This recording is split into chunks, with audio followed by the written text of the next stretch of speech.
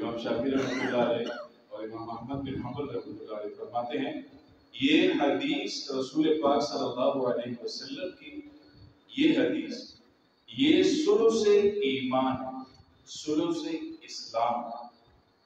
ابو داؤد رحمہ اللہ فرماتے ہیں امام ابو داؤد رحمہ اللہ فرماتے ہیں کہ نصف الفقہ یعنی فقہ کی آدھی اور علم کا آدھا اس حدیث کے اندر سمویا ہوا ہے.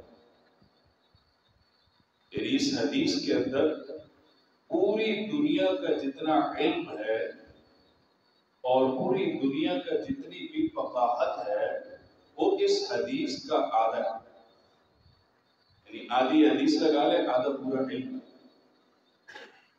چونکہ عمل انسان کا جو عمل ہوتا ہے وہ 3 طریقوں سے ہوتا ہے. کوئی بھی عمل انسان کا کوئی بھی عمل ہوگا وہ 3 طریقوں سے صادر ہوگا. ایک دل سے، دوسرا دماغ سے اور تیسرا دیگر اعضاء سے. یہ 3 چیزوں سے انسان کا ہر عمل صادر ہوگا. اور یہ جو دل کا معاملہ ہے، نیت کا جو معاملہ ہے یہ دل کے ساتھ ہے. نیت کا جو معاملہ ہے یہ دل کے ساتھ ہے. انسان ظہر کی نماز پڑھے 4 رکعت، عصر کی نماز پڑھے 4 رکعت، 4 فرض ظہر کی بھی ہے، 4 عصر کی بھی ہے، 4 عشاء کی بھی ہے. جب تک نیت نہیں کرے گا کہ میں 4 رکعت ظہر کے پڑھ رہا ہوں یا 4 رکعت عصر کے پڑھ رہا ہوں تب تک یہ عبادت واضح نہیں. یہ نیت ہی سے عادت اور عبادت کے درمیان میں فرق ہوتا ہے.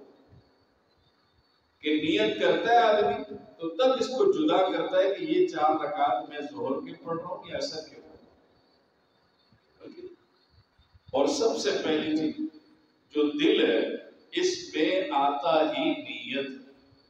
یعنی دل کا کام ہوتا ہے کہ وہ اپنے ارادے کو ظاہر کرتا ہے اور نیت جو ہے وہ ارادے کو ظاہر کرتی ہے، آپ کے عمل کو ظاہر کرتی ہے.